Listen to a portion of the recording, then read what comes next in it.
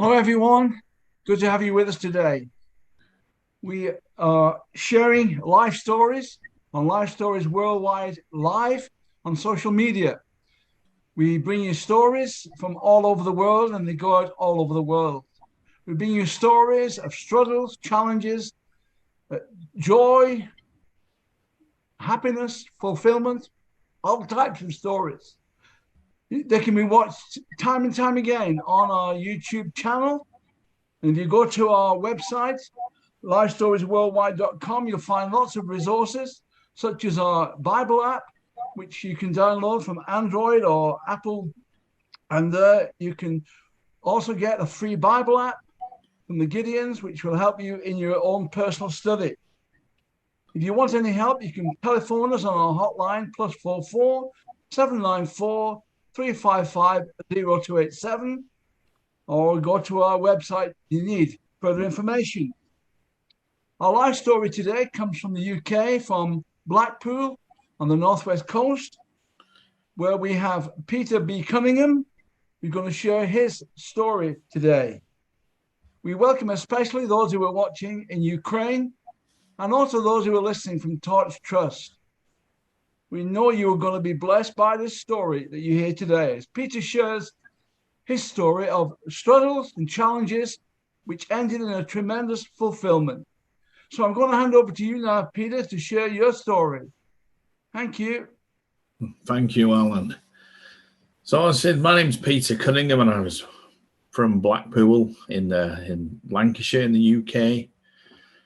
Now, I was brought up in a tiny village called Horwich near Bolton in Lancashire, and it was a wonderful time. I remember as a child, brought up in a churched family, and I enjoyed going to church. And the main reason was because afterwards, when you get time to look at a map of Horwich, there's some wonderful countryside in a place called Rivington. And we used to go walking up Rivington as a family from church, directly from church. And it was a wonderful time to get out and into the open. Although as a youngster, I wasn't sure what was happening in the church. It was in a denominational church, the Roman Catholic Church.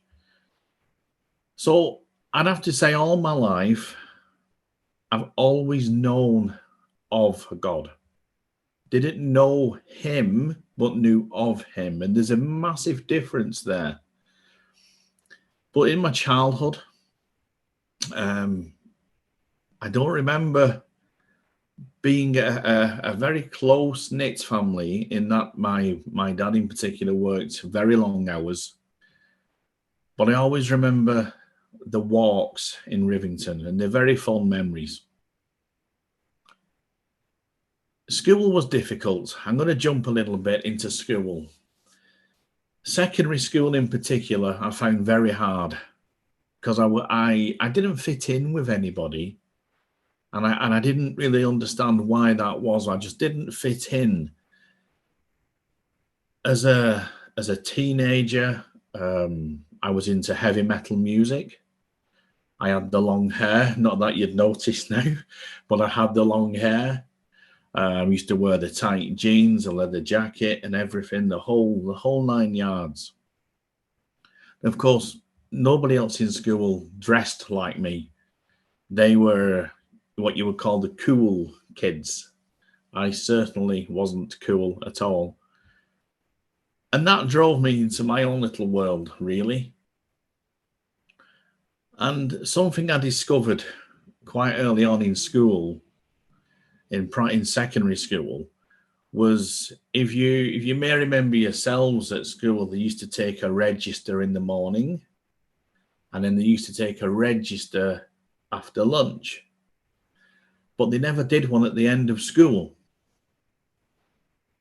And I figured out, well, okay, when we've got this register done after lunch, I think it'd be pretty easy to skip school and nobody would be any the wiser. And that indeed was the case. And I used to do that a lot. Now, if you, again, when you get time to look at your maps, you'll see that Horwich in Bolton is only maybe 15 miles from Manchester. And there was a bus service which ran through to Manchester from near the school. And I used to do that. And it was an adventure for me going into Manchester as a 14-year-old child. No one ever questioned me. I looked older than I actually was. And this is when things started to happen for me in relation to the gangland as a young boy. You see, the streets of Manchester, we're talking now, probably 1988, was an appealing place for me. And one time I was just walking around. It was an adventure, venturing around the streets of Manchester into the back streets. And there was a lad who was getting beat up. And I thought, that's not right. There was 3 of them on him. And I decided to try and help him, being the good-natured type of guy I was. But there was more of them. So what do I do?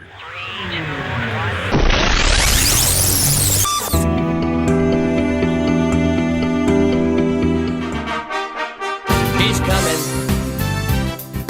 Jesus is coming. I can't wait to hear the trumpet call. He's coming. Jesus is coming. And when he comes, we'll crown him Lord of all. And when he comes, we'll crown him Lord of all. Well, we're in a back street. I can see there's a bin in the back street, and I seen a brick. So I picked up the brick, and I hit a couple of these lads with this brick. They soon scarpered. There was me and this lad. We run off the other way. The 3 guys run off the other way. That was my introduction into a world which took over my life. You see, this guy was a member of a gang, which I can't name names for obvious reasons. But from that point, I became friends with this guy. And over a period of time, as you enter this world, there's a ladder to climb. Now, I started this ladder as it was a period of a few weeks when I was asked if I'd like to earn a bit of money. 14, who doesn't want to earn a bit of money?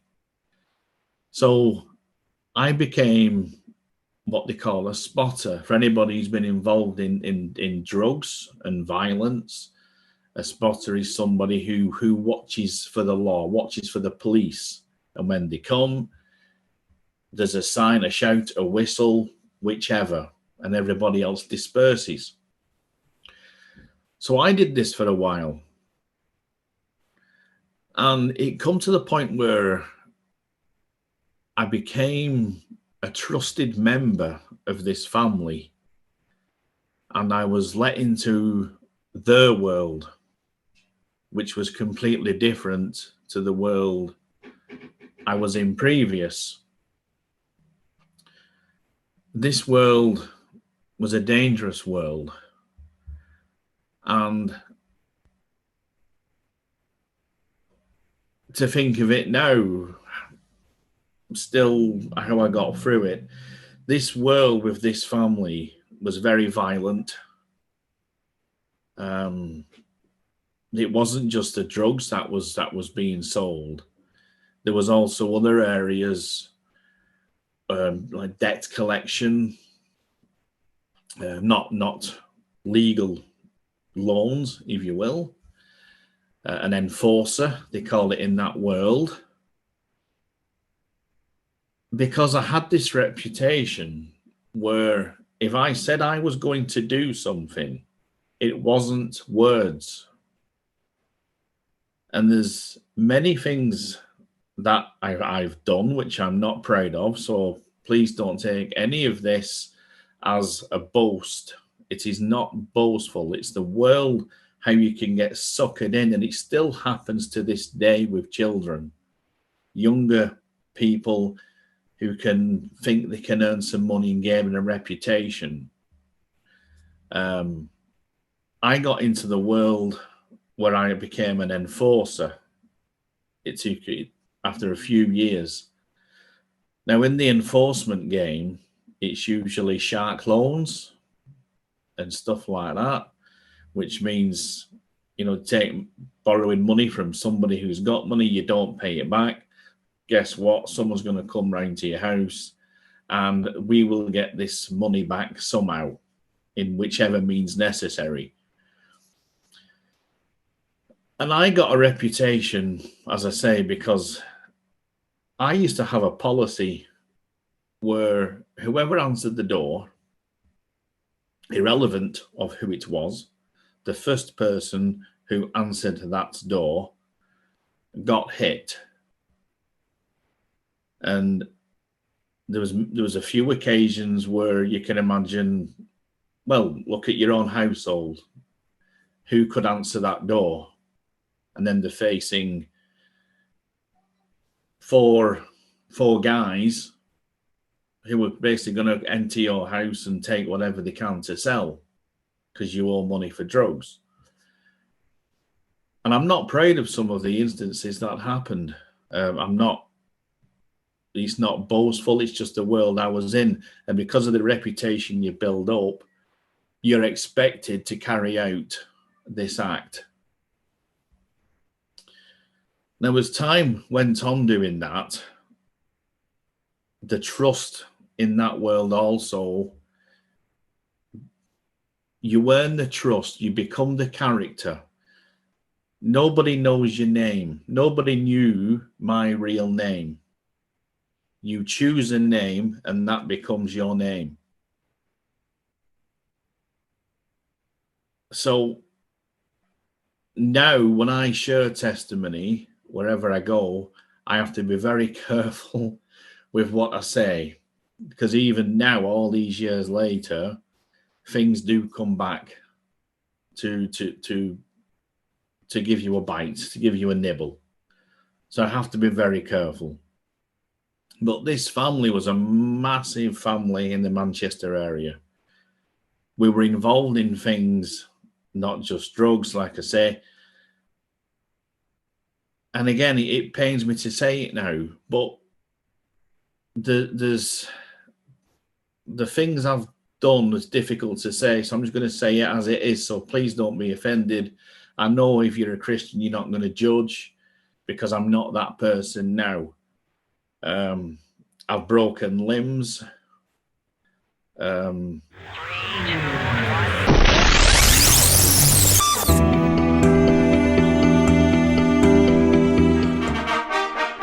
He's coming.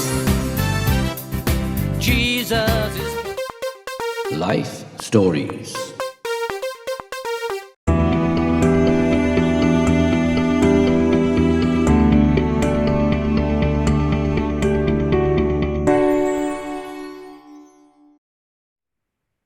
I've broken bones on bodies. I've bin bagged people and thrown them in the back of a van and tied them to a tree. For a short period of time, I even carried a gun.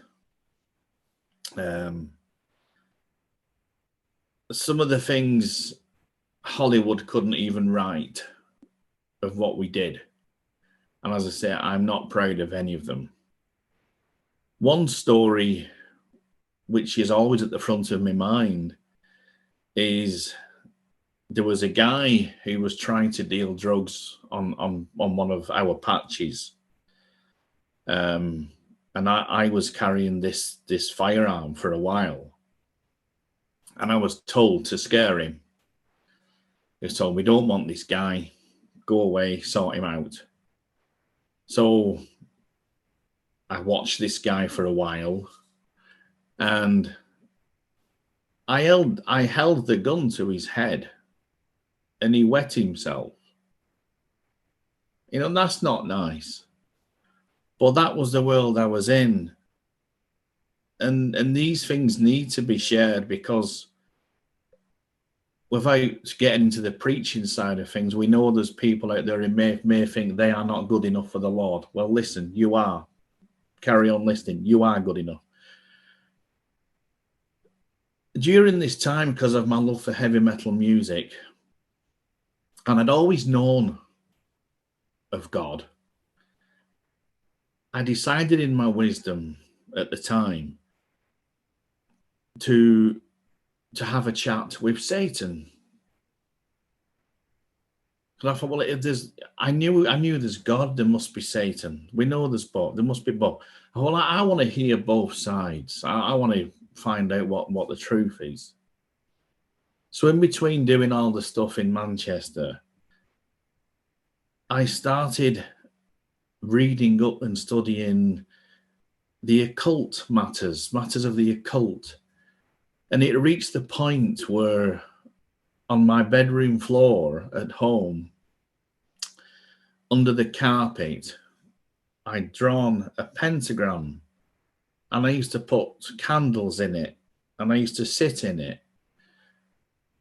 And I used to, people who'd upset me, or people who I didn't like, I used to ask the devil to do things to them.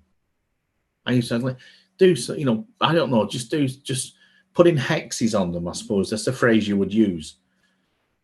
And this went on for some time. Now, in between all of this, I'd started to see who is now my wife, and she hadn't got any idea what was going on. Until one day, and this is when you start to wake up, you start to think, do you know what? This isn't good. One day, very lovingly, she was cleaning my car out. I was in bed.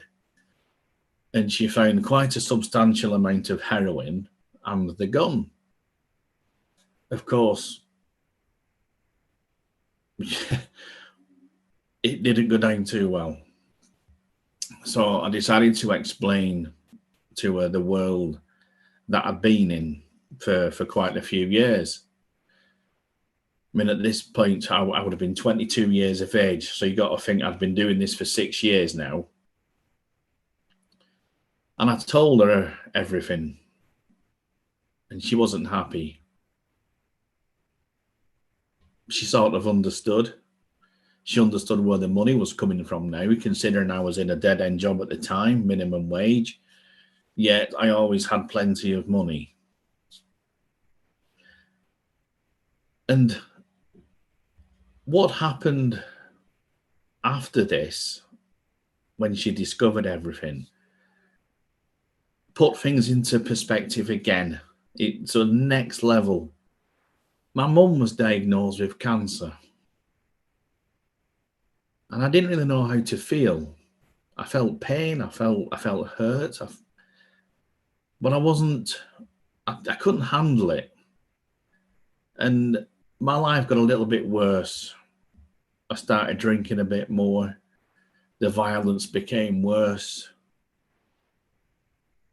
And then one day I had this revelation that, Peter, you can't do this for the rest of your life. You need to get out. The problem is I'd witnessed people who tried to leave this lifestyle with the gangs. And you don't just walk away, because you have knowledge. And that knowledge is worth a lot of money. That knowledge can put people in prison quite easily. But I decided enough was enough. When one time, remember I said I had this reputation for whoever answered the door first got hit, got a punch, got whatever. I'm sorry to say it was a young girl. But I had the people who were with me, I had to do that. That was what I was known for. That job got done, but He's coming. Jesus is coming. I can't wait to hear the trumpet call. He's coming. Jesus is coming. And when he comes,